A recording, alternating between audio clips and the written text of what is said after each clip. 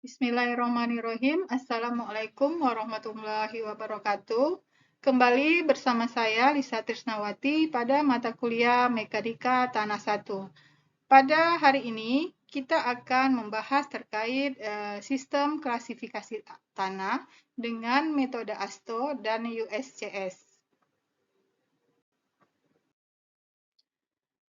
Sebelum kita mulai dengan materi, adapun untuk skenario pembelajaran kita pada hari ini yaitu pendahuluan, kemudian kegiatan penjelasan materi, kegiatan diskusi, kemudian kegiatan penugasan, kegiatan presentasi kelompok, dan yang terakhir kegiatan penutup. Adapun capaian pembelajaran kita pada hari ini yaitu pertama, mahasiswa nantinya mampu menjelaskan sistem klasifikasi tanah. Yang kedua, mahasiswa mampu menjelaskan perbedaan sistem klasifikasi ASTO dan USCS. Dan yang terakhir, mahasiswa mampu mengklasifikasikan tanah menggunakan sistem ASTO dan USCS. Baik, langsung saja kita masuk ke materi kita terkait klasifikasi tanah. Jadi sebelum itu kita harus mengetahui dulu maksud dari sistem klasifikasi tanah itu sendiri.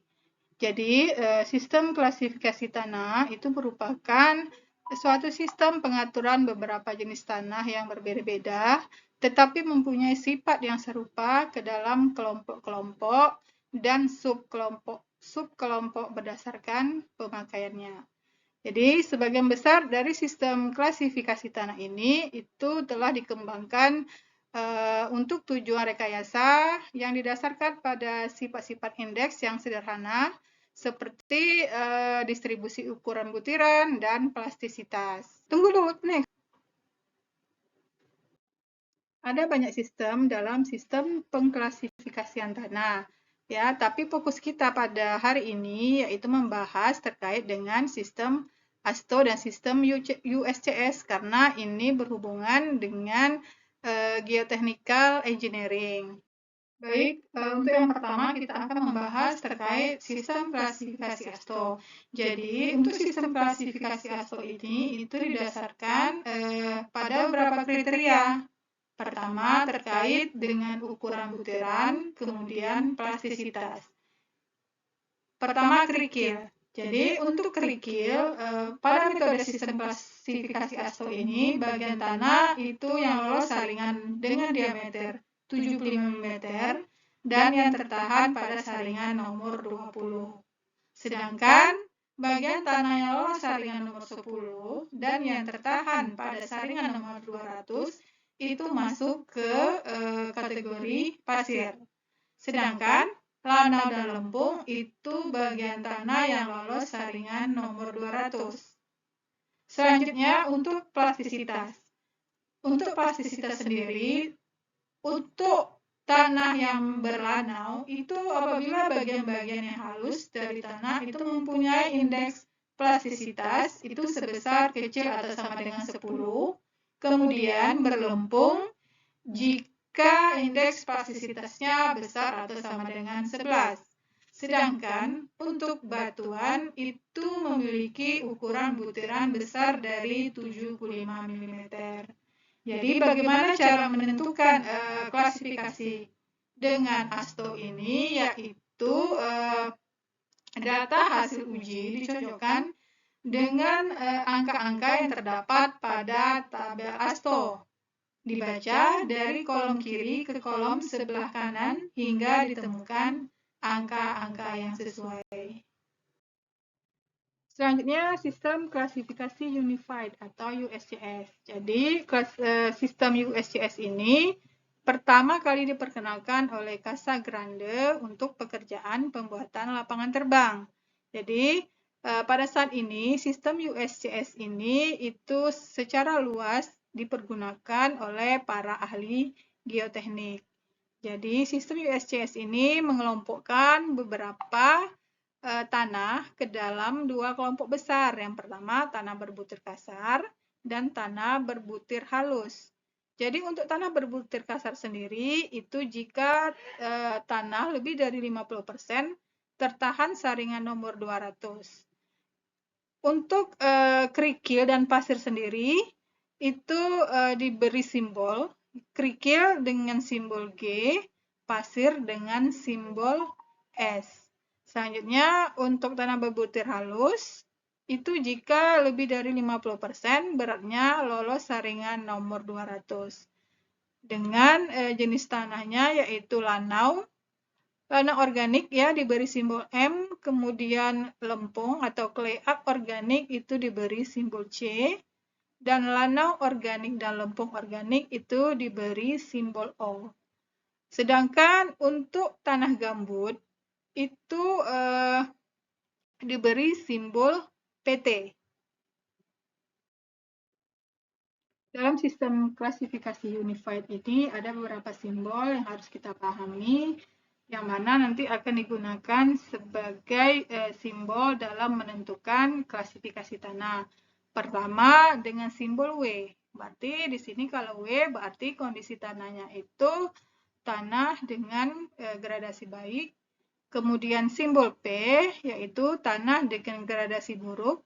Sedangkan simbol L itu merupakan tanah yang memiliki plastisitas rendah, nilainya yaitu kecil dari 50. Sedangkan H yaitu high plasticity ya dengan nilai liquid limitnya itu besar dari 50. Selanjutnya, untuk tanah berbutir kasar itu ditandai dengan simbol kelompok seperti GW, GP, GM, GC, kemudian ada SW, SP, SM, dan SC.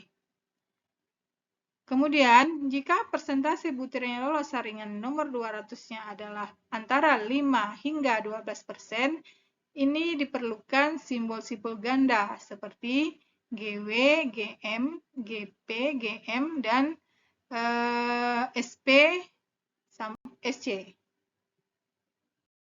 Jadi dari pembahasan yang sudah dijelaskan tadi, di sini terlihat ada perbedaan antara sistem klasifikasi ASTO dengan sistem unified itu sendiri.